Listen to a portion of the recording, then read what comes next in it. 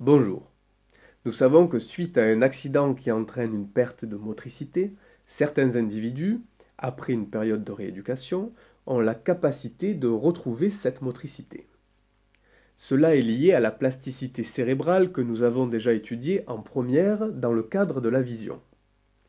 Dans cette partie, nous allons simplement survoler la plasticité cérébrale dans le cas du cortex moteur. Nous avons pu établir l'existence de cartes motrices grâce à l'imagerie médicale. En effet, cette imagerie permet de déterminer quelles sont les zones du cortex qui sont impliquées dans les mouvements de telle ou telle partie du corps. Ce type de carte s'appelle un homonculus.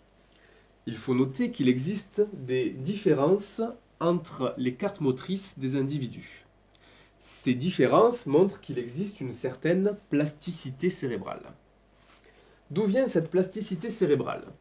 Elle provient de l'entraînement et de l'apprentissage des gestes au cours de la vie d'un individu. Cette plasticité cérébrale trouve une application médicale.